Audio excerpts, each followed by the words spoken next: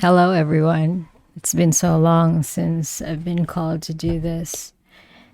I didn't think I'd be called back, to be honest. I'm going to look for the last card that I was called to do. This. This was the card. Sylvanius. Sylvanius. The last card.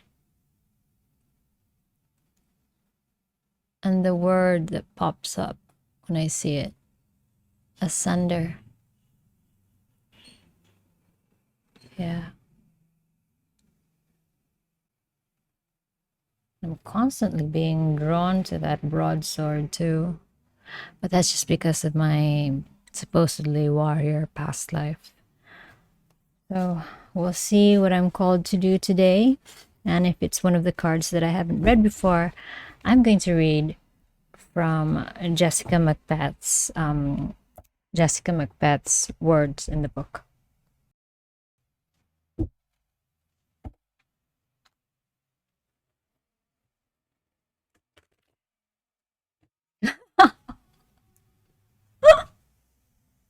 Why am I not surprised? He's been flashing in my head all these days. And then Gotcha was also the last one I did, which was episode 20.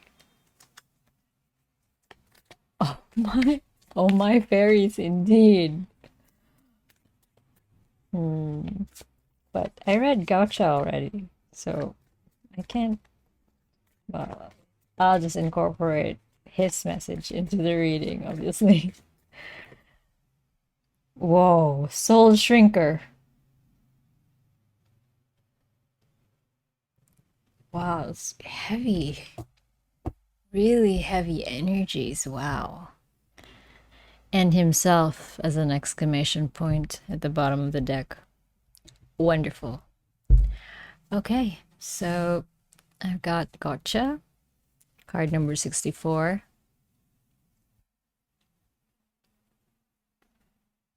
The Soul Shrinker, card number 55.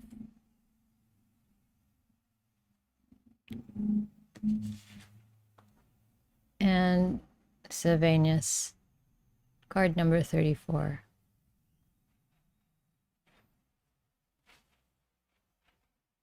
With himself, card number 17 at the bottom of the deck. But these two I've read before, so I'm going to read these two today. Card 55. Wow, I need to open the Sylvanius. Of course, because I already have the marker here. I'm sorry for these, what might seem as extra reactions, but I really am taken aback or caught off guard here. Card 55. Card number 34, Sylvanus. Truth, cutting through deception, clarity. Brian called this painting the mask of truth, true dreaming. Sylvanus, who holds the mask of truth, is Lord of the Woodlands, his crown of antler branches signifying his authority. He presents the mask to us, supported by the Fairy of Aspiration, as she welcomes us to our own potential. We wear the mask to look inward, seeing our true selves, not our false and fearful selves, but the beings of light that we truly are, and what we have the potential to be. It becomes very difficult for us to make excuses and blame others for our failures and fears once we've seen what we could be if we were willing, what in fact we already are, but are not quite living up to. I thought it was very odd, this is Jessica writing here, I thought it was very odd that there is a mask of truth. It seemed to me that we use masks to hide truth rather than to reveal it. But Sylvanus assures us that no, first you put the mask on and hide, and then you take it off to reveal the truth. It's very fairy. Besides, your face is not your truth. Sometimes faces need to be hidden so truth can be seen, or sometimes you need to make a crack in consciousness, an aha moment, in order to see a truth that you've been blind to. From before the time we were born, people have been projecting their ideas, hopes, fears, and confusions on us. As we grow up, we accept many of these untrue projections as our reality, our partly false, partly true picture of ourselves. It was Brian who wrote, "The fairy Kundrun holds one of the many sacred swords of fairyland." That's Kundrun. This one, forged long ago by mysterious dwarves, is laid across the cliff of the otherworld as a bridge to fairyland. The two-edged sword symbolizes the union of the human world with the world of fairy, as well as the union of the outer world of nature with the inner world of the psyche. It is the sword of clear-cut understanding and sharp perception. But once we cross into fairy, it becomes the sword of courage and noble service. Starter reading. At this time, you are discovering new truths about yourself. They are essential for you to know in order to create relationships based on mutual respect, affection, and trust. These things can only work if we see ourselves and others as we are. Currently, both fairy and this world are functioning as a giant mirror in which we see ourselves in many surprising ways. People tend to dread this because we assume that we are worse than we think we are, but this is far from necessarily true. Now is a time for finding out the false and misleading beliefs you have accepted and discovering that you are a better person than you thought, and have the potential to accomplish more than you believed you could. If someone says you are better or simply different than you think you are, don't automatically reject this. Think it over carefully. You have more to give and more to enjoy than you have been giving yourself credit for. In the reverse, Sylvanius, Kundrun, and the Fairy of Aspiration have ganged up on you. They're creating cracks in your ideas about yourself so the light of truth may shine in. Mirrors jump out at us with unexpected reflections. The trick is learning to distinguish the distorted reflections of others' masks of untruth from the clear reflection of the mask of truth. Beware of the reflections that others cast upon you and look within for your own. Whenever someone says, "Oh, you're so..." stop and ask yourself if this is really true. It might just be their stuff, their projections, and have nothing to do with you at all. Card number 55, the Soul Shrinker. Cruelty, malice, gossip, curses, destruction, blessing.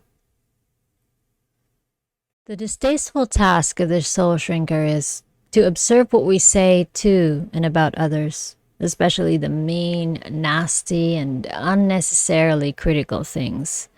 By observing our behavior this way, he reflects it back to us, making us more aware of it. This is a bodhisattva, a spiritual being devoted to helping to bring about the enlightenment of all. This is a bodhisattva type of job, and it requires great compassion, understanding, and forgiveness if the Soul Shrinker himself is not to be dragged down to our level. If we're just inwardly spluttering, looking for words, he may even suggest to us the words that express our feelings and energy. Then it's our choice, our test, whether or not we say them. There are two important things about malicious gossip: unnecessary criticism, verbal cruelty, sarcasm, and scoring off of others. One is that it demeans the speaker, makes him speak less, makes his aura darker, and encourages the behavior as a habit, continually eroding the brightness and potential goodness of the speaker. The other important thing is that this is a way that we actually curse others. Even if the recipient doesn't hear the actual words of the blessing or curse, even if the words are not spoken aloud, they are carried as discordant notes through ecstasy's song of the universe to the recipient. Fortunately, that's not all there is to it, or such behavior would be unforgivably wicked. Not that it isn't pretty nearly that anyway. We all have a choice about whether we accept curses or blessings. If we choose not to accept it, then all the energy boomerangs back to the sender, who then gets a well-deserved double dose of it.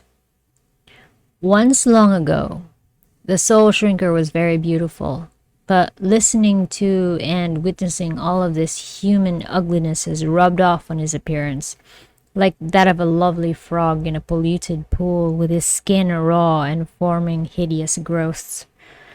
His heart is compassionate and anguished. His heartfelt wish is that we learn right speech and right thought. Every wicked thing a human says makes the soul shrinker more ugly. Every time a human learns this lesson, the soul shrinker becomes a bit less ugly. As you can see, humanity as a whole has a lot of work to do on this. Starter reading. Critical and malicious thoughts and words are having a detrimental effect on the situation and people involved in it. Steps need to be taken to banish this curse energy through love and compassion, or at the very least through forgiveness, and a refusal to accept the curse into oneself. Understanding the implications of this and transforming the behavior and feelings involved is a major and often very difficult step in human spiritual development. One of the things usually involved here is taking responsibility for ourselves and our feelings, rather than blaming others for the way we are. Another part of this process is to learn to be compassionate toward ourselves. If we can do that, it's much easier not to be horrible to and about others. That's true because, hashtag hurt people hurt people. This doesn't mean that we're supposed to be all sweetness and light all the time. Constructive criticism, given compassionately, is a part of being real, and reality is a good thing to be in touch with. In the reverse, malice, vicious gossip, and cruelty are occurring somewhere in this situation, cursing the people involved. The best way to change this is to begin scattering blessings, thank yous, positive feedback, and kind words in all directions. It helps a lot if they're actually meant. And that is my reading for the day. Thank you so much for joining me. Till next time.